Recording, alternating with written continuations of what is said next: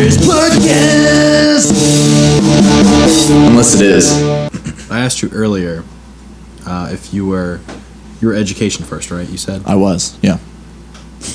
We went through the same program. So at what point did you drop education?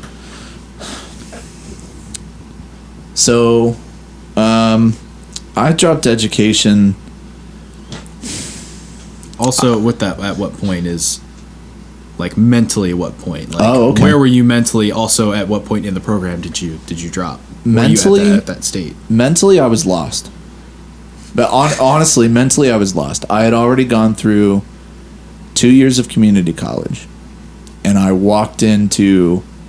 I was like you. I was going to go to JMU, but you have to have a 3.0 to transfer to JMU, which is fucking retarded because it's a 2.5 average at the school. But whatever. Get this, I had a 3.9 and a 1200 on my SAT. Did not get into JMU academically the first round. I had to wait until February for them to say, like, early admission. Yeah. They were like, you didn't make it.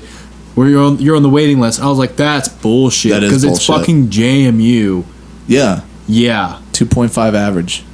I looked it up. I had almost a 4.0. I had like 1 or 2 C's in high school. You know, JMU has the highest GPA requirement to transfer out of any other. That's so fucking stupid. I could have gone to fucking William and Mary. Yeah, I could have. I would have killed myself, but I could have. Nobody saw my face, but anyways. Well, who am I kidding? I went to Bridge. No, I don't think either one of them's on. That's fine. Yeah. Either way, I got a fucking Bridgewater, but like. Yeah. So okay. So back to your question. Yeah. So I was all about JMU, but I went in to talk to the advisor at Bridgewater, and she was awesome. I didn't sign up for a tour. I showed up late. And she was like, "Oh, you're late. That's okay."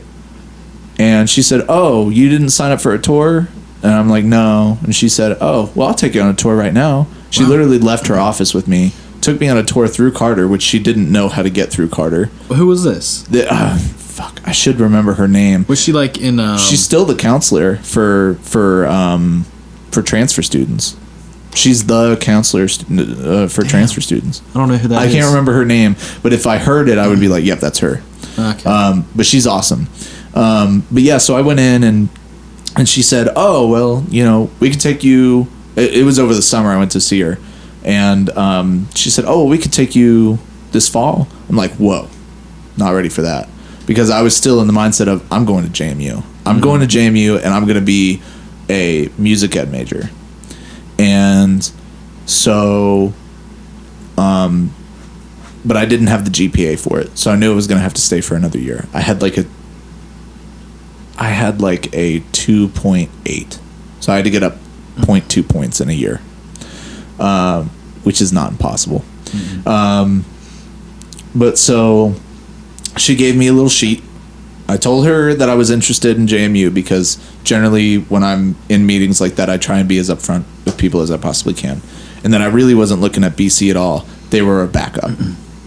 And so she gave me a list of classes that I could take that would transfer from Blue Ridge to BC as general ed. And so I took it, and I think it was the next day or the day after that I turned to Kate and said, I'm going to Bridgewater. And it was just because of that interaction, because I'm not gonna talk about my experience with JMU because it's vast and long, but I had plenty of experience with JMU, and I had never had an experience that nice at JMU ever. So I was like, fuck it, I'm gonna go. And when I graduated with a 2.95, so I still couldn't transfer to Bridgewater anyway, or to JMU anywhere. Yeah. Yeah, when I decided to not do education, go down that route, was around the same time I decided to go to Bridgewater. You good, man? Sorry, there's bubbles in it. I'm good. He's good. Fuck. But yeah, so it was around the same time I decided to go to BC. And And really it was, here, I'll even put myself into it. I was going to be a music educator because I didn't think I was good enough to be a music major. Oh. That was the reason why. I was going to teach kids because I didn't think I had the mentality to play. I didn't think I had the skill to play. And I certainly didn't think that I had the chance to play. What I thought, I was like, okay, I'm going to go into music ed and I'm going to try and get side gigs and like work my way out of the education. And truth be told, that wouldn't ever happen. What would happen would be I would go into teaching and I would never leave. Never, ever, ever. And it's not because I enjoy it. It's not because I'm good at it. Because I'll tell you right now, I'm dog shit at teaching. I really am. Like if I'm one-on-one, I'm good. Yeah. And I hear from band parents all the time, oh my God, you're so good. Like you're such an amazing coach and teacher and drumline instructor and this, that, and the other. But the truth is that I'm only like, all I do all day is just talk about past experiences. Like if you were my student and you did something wrong, I would say, Timmy, don't do that. Hold your sticks this way, and let me tell you why. I held those sticks the same way you did, and it took me a year to revert it. So don't fucking take an extra year of your life away. Like that's my education. I don't use I'm getting off topic, but I don't use theories or anything like that. I literally just go into rooms and I say this works because I have been in your exact shoes and I've done the exact thing that you're doing wrong right now. So, say you don't use a theory. Yeah. That's kind of like banking theory. Okay. You just tell me, nerd. You're depositing. You just deposit it in their head, and they should just do as you say.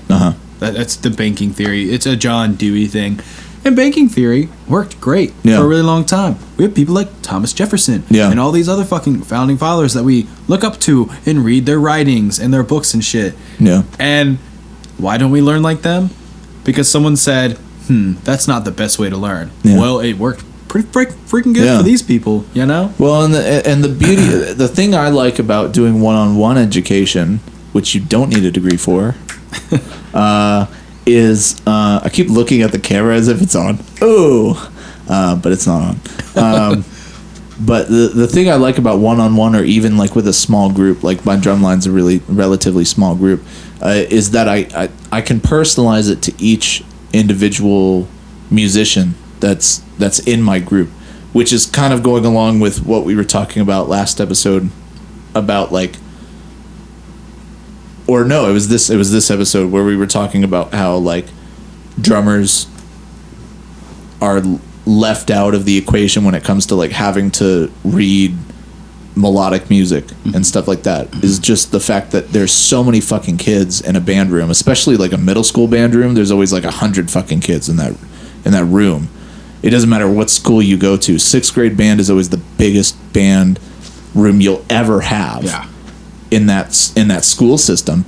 And you can't teach each one of those kids individually. But if I have 10, 11, 12 kids, I can teach each one of them on an individual like basis. And I can make sure that when I'm giving Timmy correction, I'm giving it the way Timmy's going to learn. Compared to Sarah, I'm not going to teach Timmy the same way I teach Sarah. Yeah. But in a band room setting, I would be like most other band teachers, where I just go, okay, horns, play it. Why aren't you playing it right?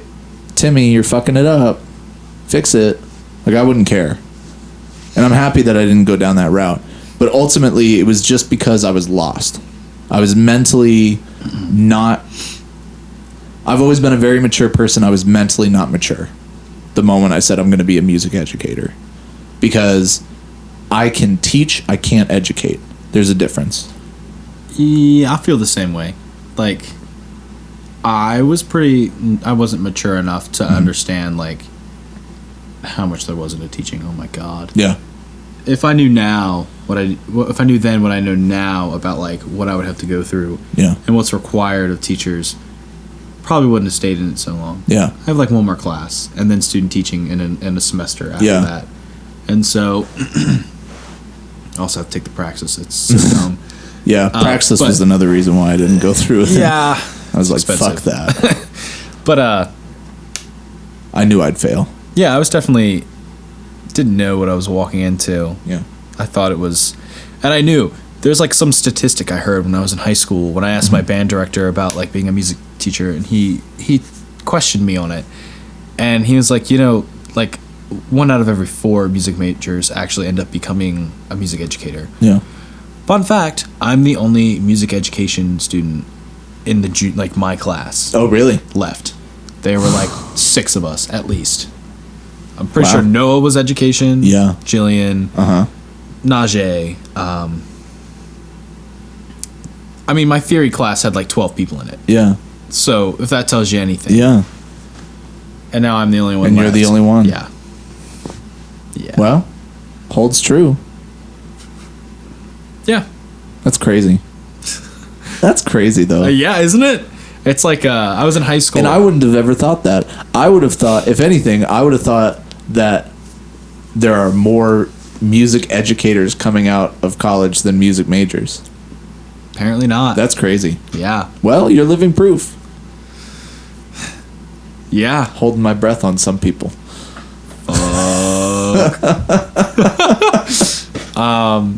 So when I walk into a lesson, Yeah. right now I'm only teaching one person. So I walk in and I'm not prepared with like what I know they're going to do today because 1, I don't see him every week. It sucks. But 2, he doesn't always practice. Yeah. So I don't know what he's going to be ready for. So I go in, if he can do what I've asked him to do the last week for me, Yeah. we'll move on from there. I'll give him some harder stuff, maybe something to reinforce some things. Do you walk in, or your individual lessons, do you walk in knowing what you're going to have them do? I hope I don't lose clients when I say this, but a lot of times I don't. So keep fucking with the mic and then it starts doing shit. So I will say that for like the first couple weeks of giving lessons to an individual, I tend to walk in with a game plan. The way I run my studio is my first lesson is money back guarantee. So if I have the first lesson with a kid and they're just not feeling it, or the parent's not feeling it, or I'm not feeling it, there's no obligation to stay.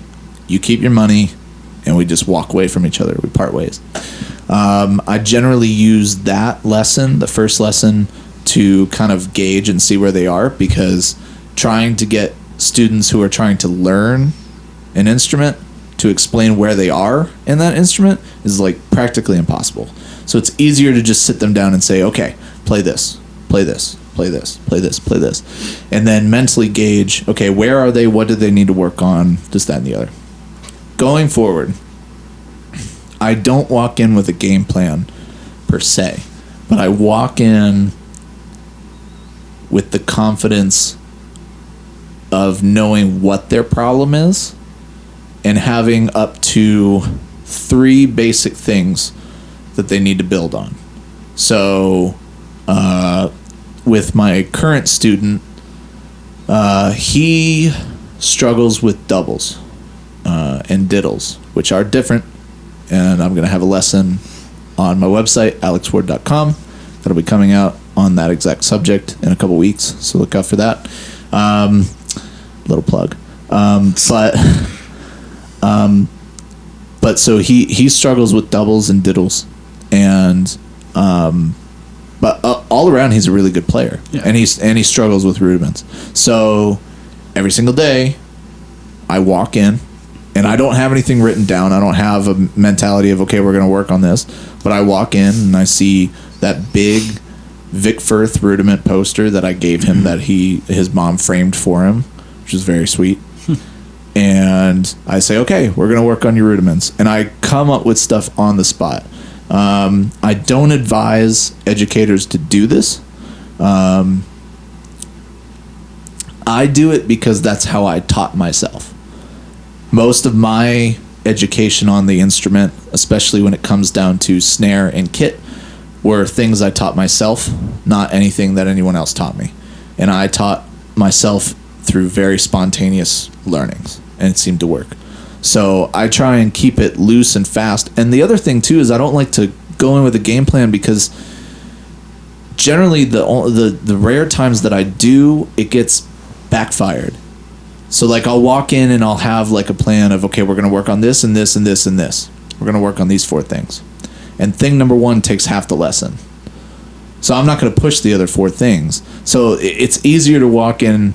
I would rather walk in and finish my lesson early because I don't know what else to do with you right now, than to walk in with this big game plan and just completely fall face first on it. You know, it's a lot easier for me to find or tweak little things as we go. And generally, a lot of times I find it very easy to fill the hour or the half hour lesson just with seeing problems, right? Seeing him play and seeing, okay, you need to move your hands like this. Oh, okay, and you're not playing this well. Let me try and figure out on the spot why you're not doing that. Let's try this. Let's try this. Let's try this. Let's try this. Because I'm trying my best to cater the lesson to the individual instead of, I know a lot of people who teach private lessons who walk in and your first lesson with him is the same thing as that person's first lesson with him, and then that person and that person. Your 3rd lesson is the same thing as all the other people. Your 4th lesson is the same thing as all the other people, because he walks in with a game plan. But who you're learning from the best? You're not learning from him the best because he's pushing you beyond what you're ready for. Whereas when I walk in, I'm pushing you for what you are ready for. I'm trying to get that success in the lesson. So again, long answer, but No, I feel it too. yeah. Because, like, I walk in and I have no idea what this kid's capable of. Yeah. There's no test.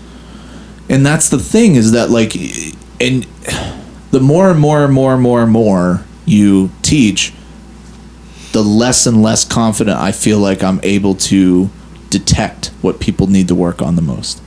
The more I work with people, the less I feel like I can actually watch you play and say this. I can always see technique problems because technique is just right in your fucking face. If you don't play drums, you won't see it. But if you play drums and if you played them correctly for so long, you're going to see that the grip's not where it needs to be. You're going to see they're not using their fingers, which, yes, you do have to use your fingers. And it's very easy for me to walk in and make those fixes. But then, like, if someone were to come up to me and be like, I'm having trouble with playing this specific piece, I could help them on it, but a lot of it's going to come down to your knowledge of music. It's not going to come down to whether or not you can play the notes, because a lot of people can play the notes. Even in some of the hardest pieces of music, people can play the notes. It's just, can you play the piece? Yeah. I know I'm rambling. I'm sorry, but well, you said you wouldn't recommend any educators to do it. No, and they can't. Like, if you're like a high school director or something, of course not. You can't. I mean, you're asking for trouble if you're going to try and do an individual based teaching system in a regular high school or middle school band. You just can't do it.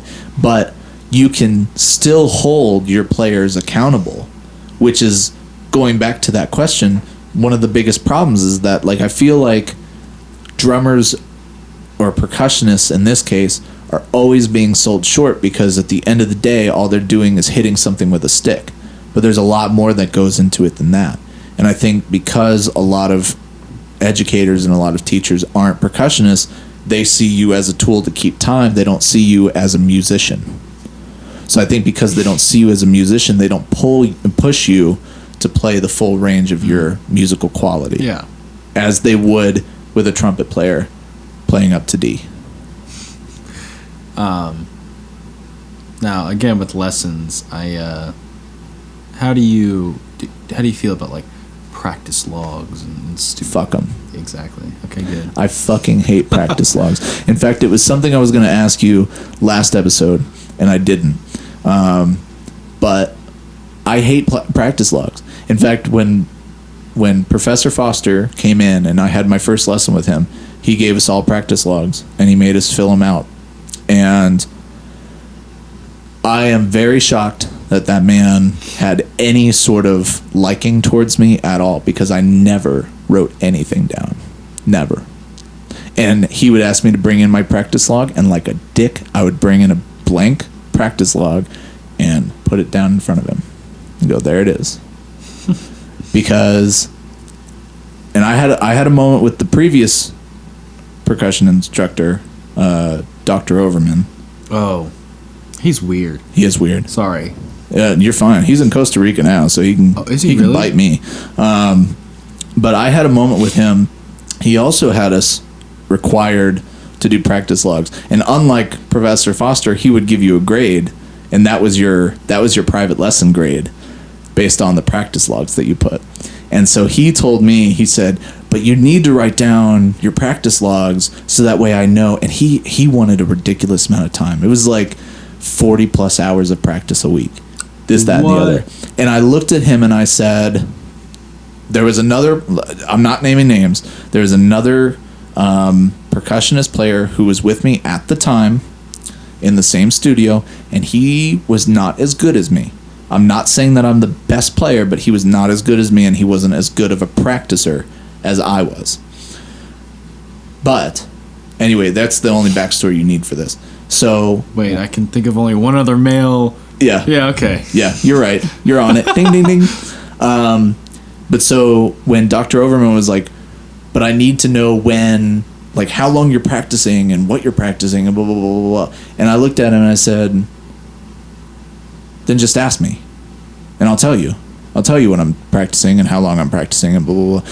And I said, the thing is that you can't prescribe the same amount of practice for each player. You just can't do it. I learn at a much smaller rate, and you talked about it a little bit when you were talking about your practice, how you can have a practice for 10 minutes and you gain more in that 10 minutes than maybe you did the previous practice where you practiced for a whole hour, right?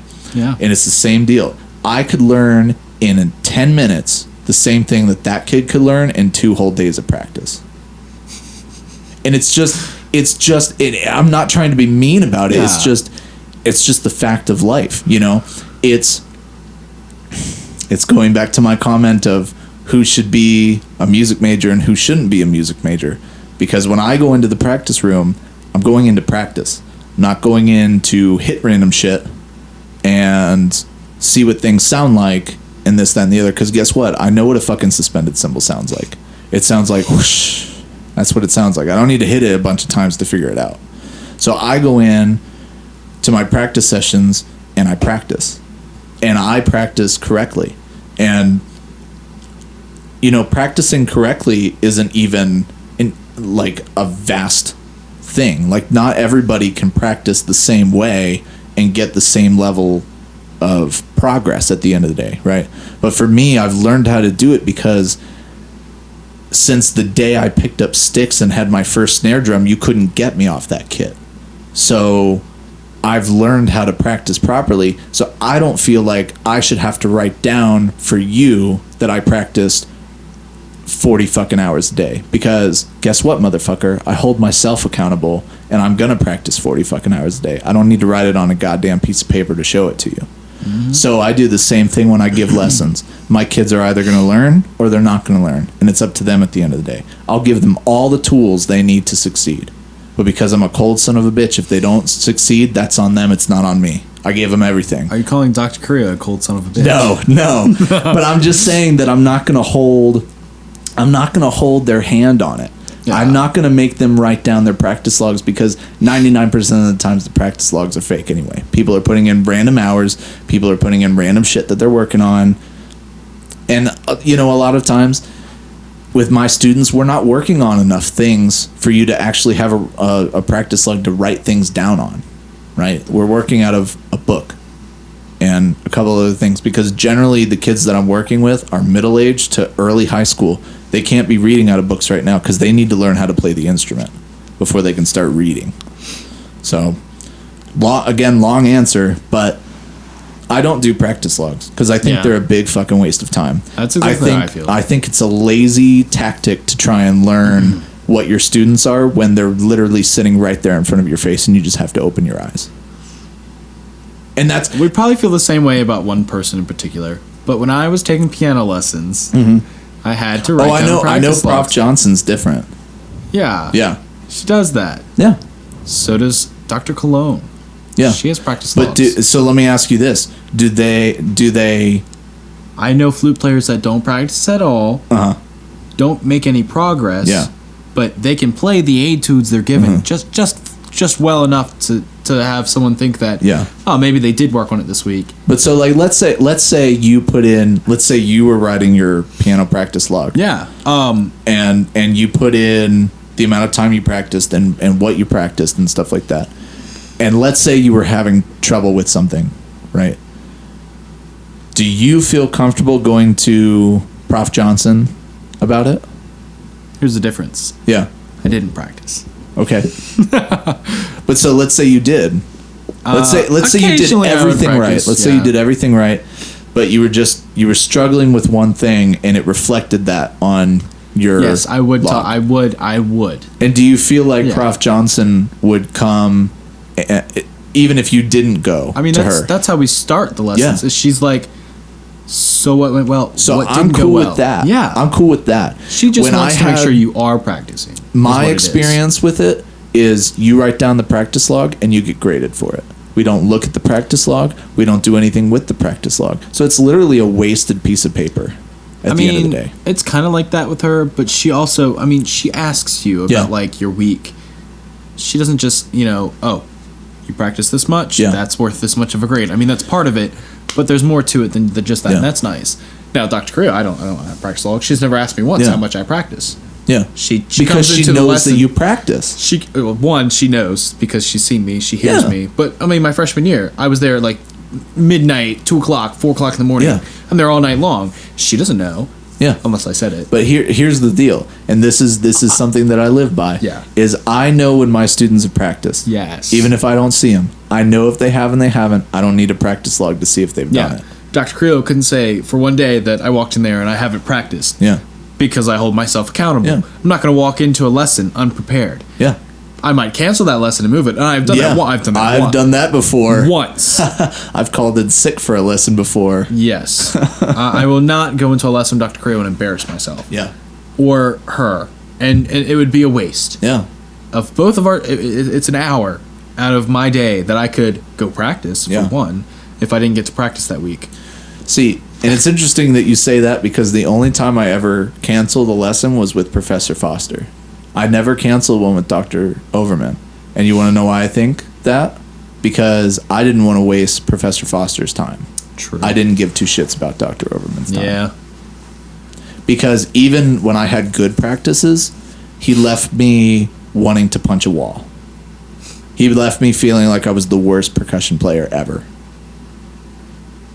There were times where I considered dropping because I couldn't possibly cut it as a musician. Damn. Yeah. Yeah. I feel like that sometimes too, but then You shouldn't. you I'm telling you No, as you a think about like where you've come from, and like I used to be some god awful ass because I didn't practice. the wife and I were literally watching my old videos on a completely different channel. You can't. Good luck finding it. But I have another channel with 30 plus videos of me recording myself drumming, and I literally started recording myself drumming 2 days after I got my first drum kit. Oh, 2 days. gross. And posting it. Yeah, it's awful. I have a video, But it's cool to watch, like, in progression, because I can see myself getting better by the week.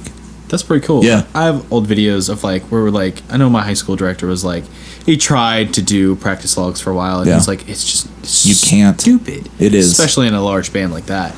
And so, I had videos from where we had to like do stuff, and so bad. Yeah. So bad. And I was like, June. I had my strat. Yeah. Like I know what time it was. I was at least a senior.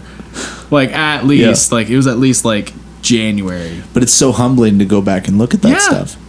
I have to do it every now and then. it shocks people to hear me say this, but there are times where I'm behind that kit and I'm playing and I'm like, I'm dog shit. And I have to go back and I have to watch those videos sometimes to not feel that way.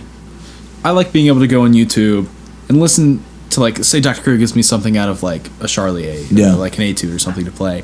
And I go and listen to it, and I'm like, okay, that was really good. And then, like, there's one that I've been working on for a long time. It's number 14, if anybody knows, it's Do Style. And I could record myself now, and I could have someone post it on YouTube over top of somebody else's video playing it, and I'd be like, wow, that sounds really good. But if you put it, like, with me playing it, I'd be like, that's, what the fuck, they did this wrong, this, and, like, it's so self-critical. Yeah. And that's But you know nice what that thing. Means, though? That means you're hungry. That's true. That means you want to get better. And that's the mentality. I don't know if you saw, like, all the poster board, like, up on the wall. But, like, specifically the ones with, like, the... Right when you walk down the stairs? Yeah. So you see it first? Yeah. Yes. And I have written on there, I'm going to read it out loud. Their sayings, I need to put more up there. I've been neglecting it. But anyone who knows me knows that I almost always write something down on a drum head, on my snare head too, just to remind myself why I do it. But it's sad to say, but I need sayings. I need things to push me along. So I have this poster thing that's on the wall. As soon as you come down into the studio, and it says, just do it, then you're doing it. I fucking love that quote. Because everyone's like, oh, how do I do this? Then fucking do it. That's how you do it, is you just start. And then I have, don't quit your daydream, which I just thought was cool. Like, I get the meaning. It's kind of corny, but I just like it. And then my favorite quote of all is the biggest one. And it says, most men or women, they didn't put that in there because it was sexist times. Most men live lives of quiet desperation. And I love that quote so much because that's the epitome of this is gonna wrap up the episode right here. Ooh, this is gonna be so good. Get your jizzing pants on because this is gonna be such a good wraparound. Most men live lives of quiet desperation, which is the equivalency of switching an instrument because you feel like you have to stay in the major you're in, or feeling like you have to be a music major because there's nothing else you could possibly do. Thank you for that. Yeah. I love that quote. That's right. That's good. I love that quote. Makes me want to play harder. All right. All right.